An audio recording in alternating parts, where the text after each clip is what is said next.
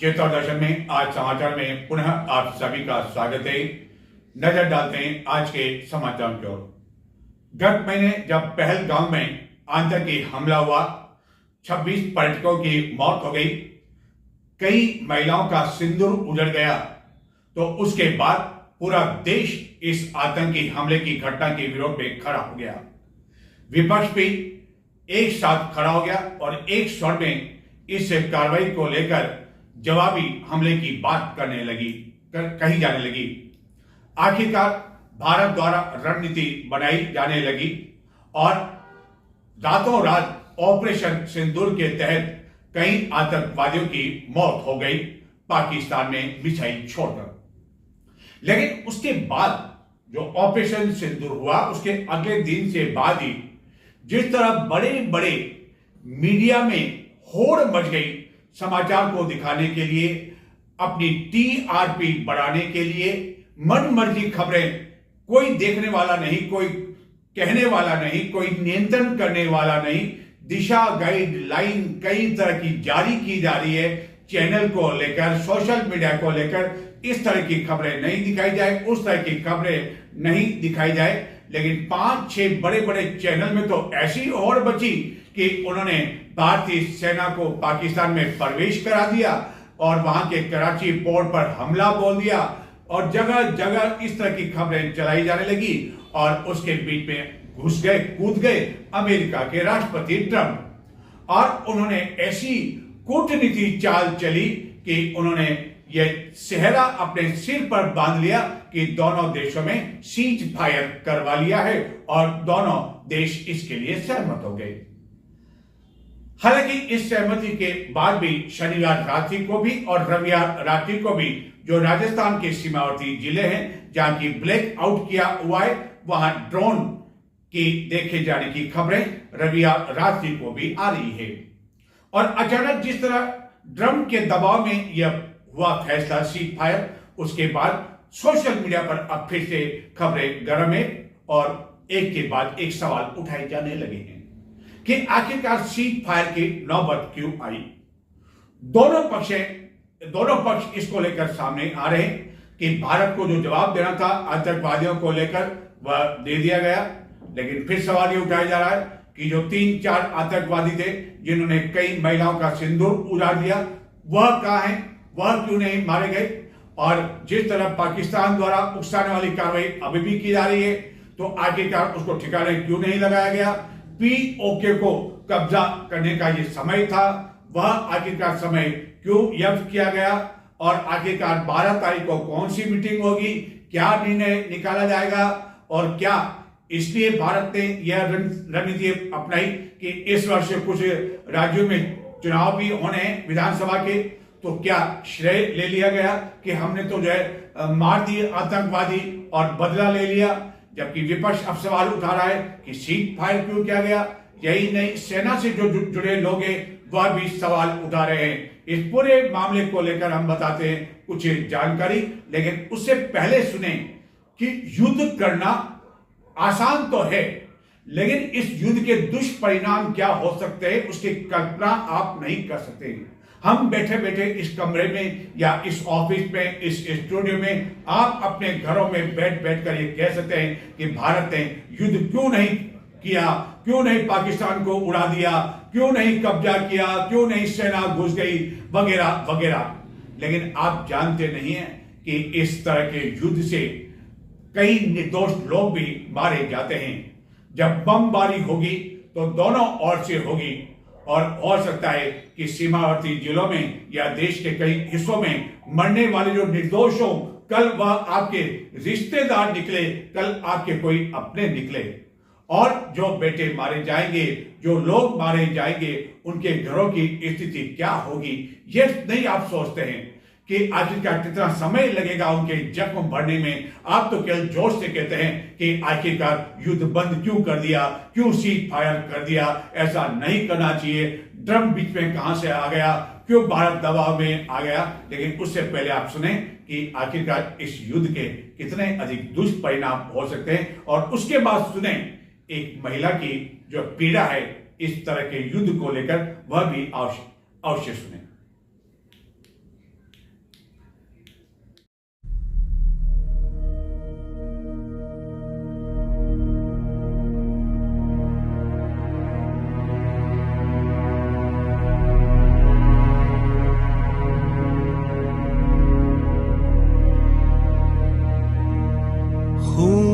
अपना हो या पराया हो,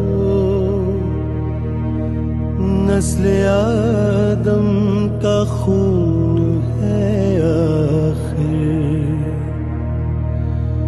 जंग मशरिक में हो कि मगरिब में, अमने आलम का खून है आखिर।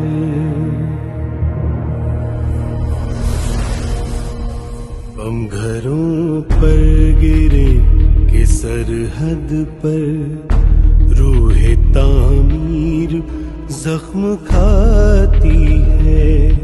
खेत अपने जले के औरों के, ज़ीस्त फाकों से दिल मिलाती है।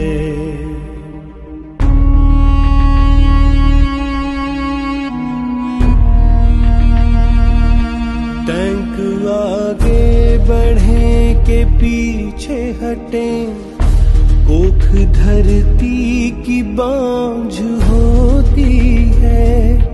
फतह का जश्न हो के हार का सोग, जिंदगी मैयतों पे रोती है।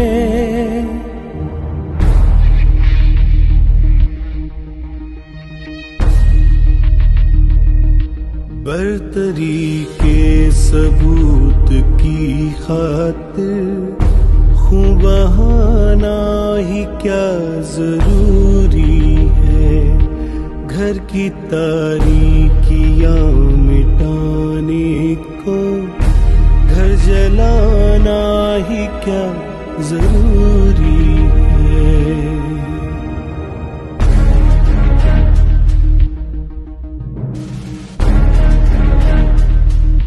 जंग तो खुद ही एक मसला है।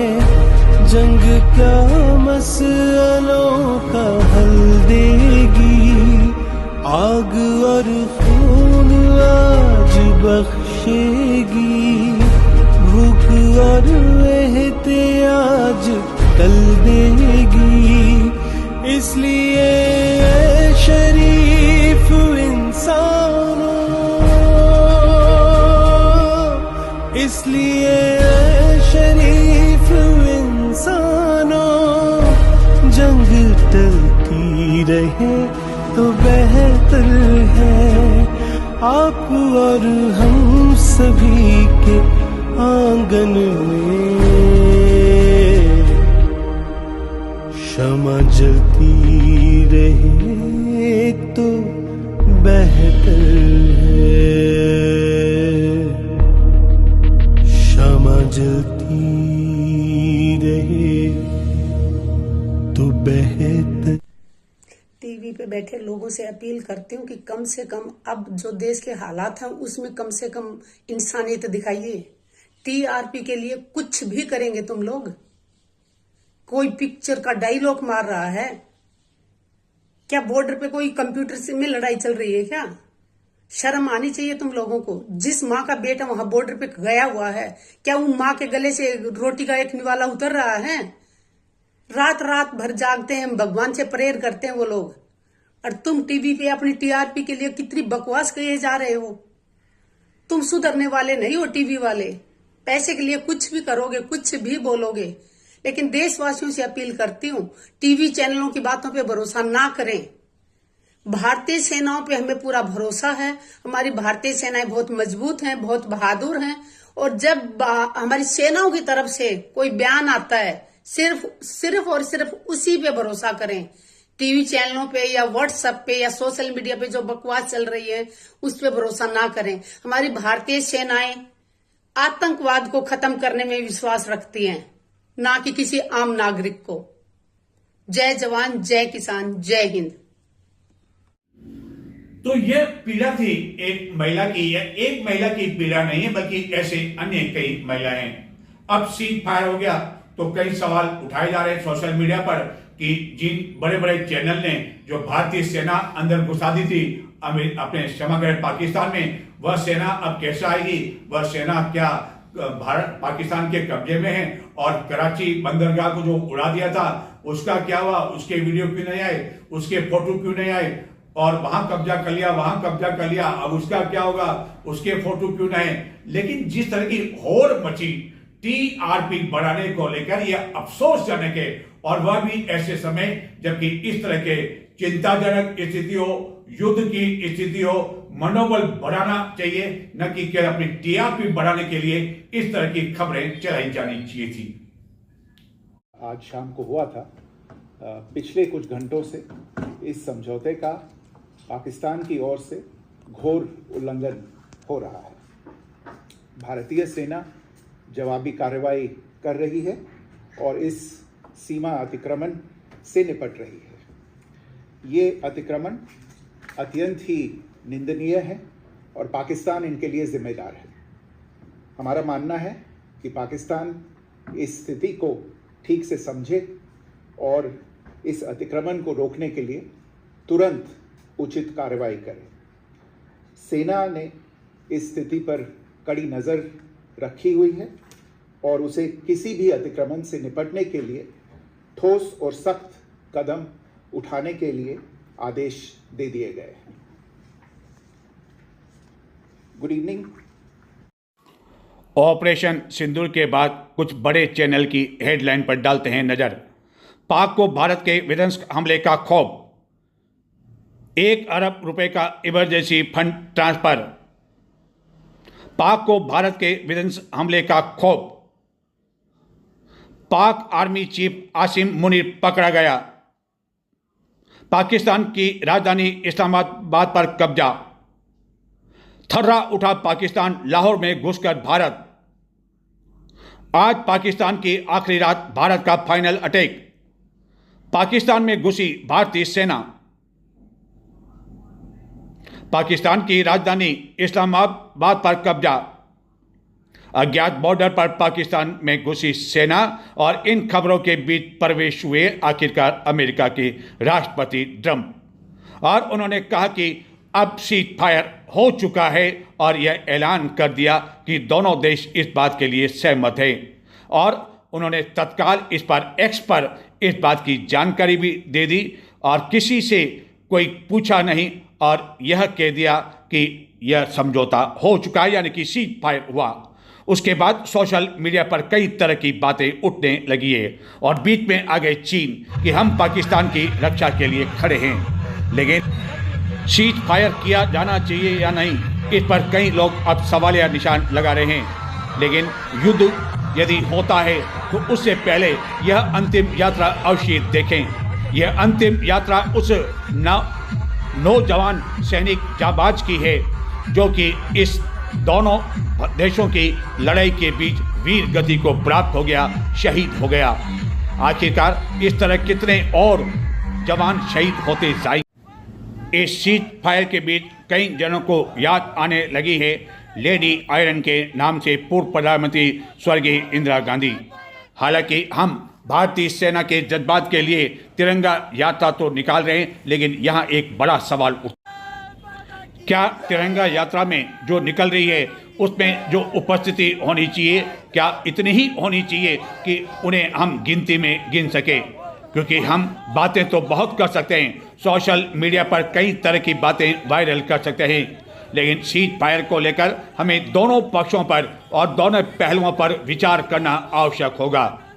यह अवश्य कि जिस तरह पाकिस्तान की हिम्मत बढ़ती जा रही है और सीज फायर के बाद भी जिस तरह सीमावर्ती जिलों में राजस्थान में ड्रोन दिखाई दे रहे हैं, उससे यह तो कहा जाता है कि पाकिस्तान अपनी आदत से बाज आने वाला नहीं है। लेकिन जिस रणनीति के तहत सीज फायर हुआ है उसको लेकर सरकार भी चिंतित है। लेकिन केवल युद्ध ही क्या अंतिम रास्ता होना चाहिए, इस पर भी हमको काफ़ी सोचना चाहिए, मंथन करना चाहिए। युद्ध से कई लोगों की निर्दोष जाने जाती है और कई तरह का विकास रुक जाता है और महंगाई चरम सीमा पर पहुंचती है। यह सही है कि भारत और पाकिस्तान के इस मसले में अमेरिका राष्ट्रपति ट्रंप एक बड़ी ताकत के रूप में फिर से उभरे और उन्होंने ये साबित कर दिया कि वह जब चाहें जिस देश को अपनी मुट्ठी में कर सकते हैं। और उन्होंने ऐसा करके भी दिखाया। भारत जैसे विकसित देश को भी उन्होंने यह कह दिया कि सीज फायर कर दो और भारत उसके सामने नतमस्तक हो गया। हालांकि इंदिरा गांधी के समय जो लड़ाई हुई थी उस समय के हालात अलग थे और अब हालात काफ़ी अधिक बदल चुके हैं। हालांकि इंदिरा गांधी ने उस समय जिस तरह की वीरता का परिचय दिया और जिस तरह का जज्बा उन्होंने पैदा किया उसे आज हम इतने वर्षों बाद भी नहीं भुला सकते हैं। इंदिरा गांधी ने जिस तरह की वीरता सैनिकों के प्रति दिखाई, हालांकि वह युद्ध के मैदान में नहीं थी, लेकिन युद्ध के मैदान में बाहर रहकर भी जो उन्होंने हौसला अफजाई की, उसी कारण इतने वर्षों बाद भी उन्हें फिर से याद किया जाने लगा है और मोदी से तुलना की जाने लगी है कि क्या यह सीज फायर का समय उचित था या करारा जवाब दिया जाना चाहिए। यह चर्चा शायद लगता है कि अगले कुछ और दिनों तक भी जारी रहेगी। 11 मई को मदर्स डे मनाया गया। आप और हमने अपनी मां को याद किया, उन्हें मदर्स डे पर शुभकामनाएं दी, गुलदस्ते भी भेंट किए। इसकी उत्पत्ति हुई थी अमेरिका से और प्रति वर्ष यह 11 मई को नहीं मनाया जाता है, बल्कि प्रतिवर्ष मई के दूसरे रविवार को मनाया जाता है। लेकिन इस पर सवाल यह उठाया जाता है कि क्या उस मां के लिए एक ही दिन मदर्स डे पर समर्पित है, जो मां अपने दुख को लेकर भी आपको बड़ा करती है और जिस तरह 9 महीने तक वह दर्द सहन करती है और बचपन में आप खुश रहें, बड़े हों और एक अच्छा व्यक्ति बने, नागरिक बने, युवा बने, शिक्षित बने, डॉक्टर बने, इंजीनियर बने, उसके लिए मां अपनी खुशियां तक जो है समेट कर रख देती है, वह दुख सहन करती है और उसके लिए हम बड़े शान के साथ कहते हैं मदर्स डे पर हैप्पी मदर्स डे। लेकिन क्या हमें यह सोचने के लिए मजबूर नहीं होना चाहिए कि जो अमेरिका से ये उत्पत्ति हुई मदर्स डे को लेकर, क्या हम भी उसी के अनुसार चलें और केवल एक दिन मदर्स डे के दिन निकालकर इतिश्री कर लें और जब माँ पर संकट आए, माँ याद करे, तब हम कह दें कि हमें समय नहीं है और बाद में आके मुलाकात करते हैं। इस पर विचार हमें अवश्य करना होगा। मदर्स डे पर क्या एक पल के लिए उस माँ को भी आपने याद किया जिसकी गोद का बेटा सीमा पर देश की सुरक्षा के लिए तैयार खड़ा है, लड़ रहा है। उस भारत माँ को जिसके लिए कोई जवान इस समय बंदूक थामे सीमा पर खड़ा हुआ है, बारूद लिए सीमा पर खड़ा हुआ है, जिसने विदा करते वक्त माँ की तस्वीर को सलाम किया था, भारत माँ की आन बान शान के लिए सीमा पर पहुँच गया। माँ सिर्फ एक रिश्ता नहीं, वो धरती पर उतर आई ममता की मूर्ति है और भारत माँ वो भूमि है जिसकी रक्षा के लिए लाखों बेटे बिना कुछ कहे जान दे देते हैं। लेकिन क्या हमने अपनी माँ को मदर्स डे पर शुभकामना देते समय उस माँ को, उस बेटे को याद किया जो सीमा पर है? माँ क्या होती है, माँ किस तरह बच्चों को पालती है, यदि हमें हकीकत में देखना है तो हम चित्तौड़गढ़ की सब्जी मंडी में जाकर देख सकते हैं। यह वही माँ है, कई पुत्रों की माँ है जो कि तड़के उड़ती है, अपने खेतों पर जाती है, चाहे सर्दी हो चाहे बारिश का मौसम हो, वहाँ से सब्जियाँ तोड़ती है और यह सोचकर वह जल्दी खाना बनाती है अपने बच्चों के लिए कि वह पीछे सब्जी बेचने के लिए चली जाएगी तो आखिरकार बच्चों का क्या होगा, बच्चे किस तरह यह खाना बना पाएंगे क्योंकि वह तो छोटे हैं।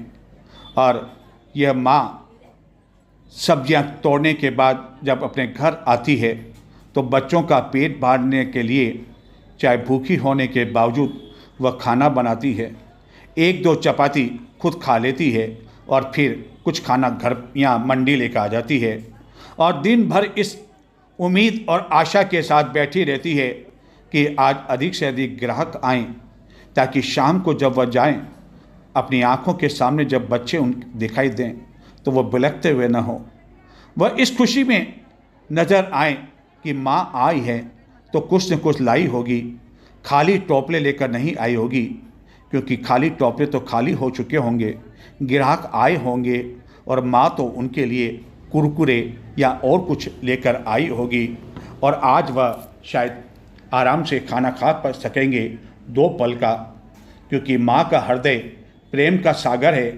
त्याग का महासागर है और ममता का ब्रह्मांड है। यह एक ऐसा रिश्ता है जो जन्म के पहले से शुरू होकर जीवन भर हमारा साथ निभाता है। माँ का स्पर्श ही वह जादू है जो हमारे हर गम को दूर करने का सामर्थ्य रखता है। वह हर कदम पर हमारा मार्गदर्शन करता है और हमें सदैव सफलता की ओर बढ़ने के लिए प्रेरित करता है। माँ के हाथों का बना भोजन किसी स्वादिष्ट व्यंजन से कम नहीं होता है और वह भोजन शायद किसी 7 स्टार के भोजन की तुलना भी नहीं कर सकता है। माँ के हाथों का बना भोजन न जाने हमें हर समय खाने के लिए लालायित करता है कि माँ आएगी, गरम गरम एक चपाती और देगी। लेकिन आज सोचने का समय यह है कि हम केवल 1 साल मदर्स डे पर माँ को शुभकामनाएं देते हैं और फिर जब माँ कभी दुखी होती है तो कभी हम उनके आंसू पहुँचने के लिए अपना समय भी नहीं निकाल पाते हैं। इस माँ के बारे में सोचो कि कितना संघर्ष करती है माँ। यह माँ वही है जो कि यह नहीं सोचती कि उसके बेटे ने किया, उसकी बेटी ने क्या किया, सब कुछ भूल जाती है वह माँ। जब संकट का समय आता है तो यह माँ खड़ी होती है अपनी बेटी के साथ, अपने बेटों के साथ। चित्तौड़गढ़ के सांसद सीपी जोशी द्वारा रविवार को शहरी क्षेत्र में स्थित गोरा बादल स्टेडियम का निरीक्षण किया गया और इसकी दूरदर्शा पर गहरी नाराजगी जाहिर की। जिला कलेक्टर से बातचीत की, अधिकारियों से बातचीत की, लेकिन सवाल यह है क्या इस बातचीत के बाद कोई रास्ता निकल पाएगा। जिस तरह यह स्टेडियम गत कई समय से दूरदर्शा का शिकार बना हुआ है, कोई रास्ता नहीं निकल पा रहा है कि बिना किसी योजना के आनंद फानंद में काम चालू कर दिया, केवल 15-20% काम हुआ, काम रुक गया।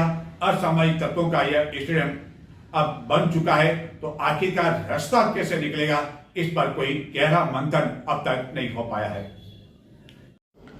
चित्तौड़गढ़ के शहरी क्षेत्र में स्थित गोरा बादल स्टेडियम गत कई समय से अपनी दुर्दशा पर आंसू बहा है, जिसको लेकर सांसद सीपी जोशी ने रविवार को स्टेडियम का निरीक्षण किया और इसको लेकर गहरी भी नाराजगी जाहिर की कि इतने समय से यह काम रुका पड़ा है। जिला कलेक्टर से उन्होंने फ़ोन पर बातचीत की, लेकिन जिला कलेक्टर तो स्वयं काफ़ी समय पहले ही इस स्टेडियम का निरीक्षण कर चुके हैं।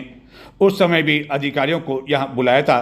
खिलाड़ियों ने इस दुर्दशा की ओर ध्यान आकर्षित किया और छोटे खिलाड़ियों से भी बातचीत की, लेकिन परिणाम क्या, वही शून्य, वही उजड़ा हुआ यह स्टेडियम जो कि काफ़ी समय पहला था। आज भी स्थिति वही बनी हुई है और इसका कोई रास्ता अब तक नहीं निकल रहा है। जब आनंद फानंद में योजनाएं बनाई जाती है, श्रेय लूटने के लिए, वाहवाही लूटने के लिए इस तरह के कदम उठाए जाते हैं, तो हश्र यही होता है जो कि आज खिलाड़ी कह रहे हैं, जिनका कहना है कि स्थिति तो पहले ही ठीक थी, आखिरकार अब वह न इधर के रहे न उधर के रहे। चित्तौड़गढ़ में रविवार को भी छिटपुट बारिश का दौर बना रहने की वजह से मौसम फिर से ठंडा हो गया।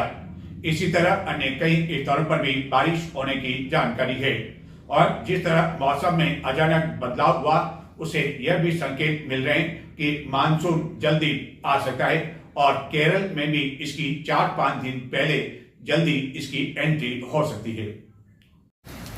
चित्तौड़गढ़ नगर एवं जिले के कई क्षेत्रों में रविवार को भी बारिश का दौर बना रहा, जिससे फिर मौसम में ठंडक आ गई एवं कई लोगों को एसी एवं कूलर बंद करने पड़े।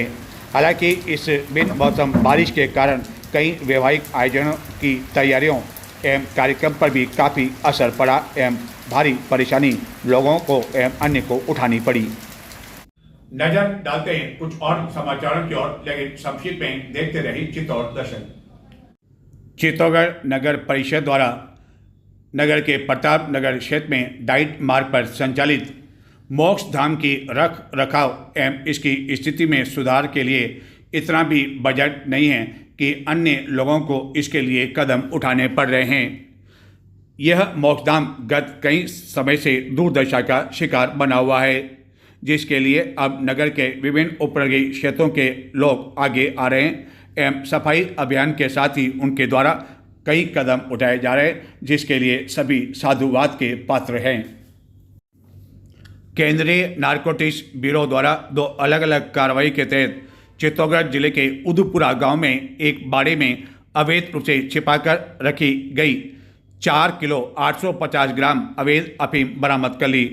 इसी तरह सीबीएन को यह भी सूचना मिली कि चित्तौड़गढ़ में रेलवे स्टेशन मार्ग पर एक व्यक्ति होटल जमजम, जो कि रेलवे स्टेशन रोड पर स्थित है, वहां अवैध रूप से मेफेड्रोन ड्रग पहुंचाने के लिए आएगा, जिस पर पुलिस ने उस व्यक्ति को रोककर पूछताछ करने के बाद तलाशी ली तो 188 ग्राम अवैध मेफेड्रोन ड्रग यानी कि एमडी बरामद की गई।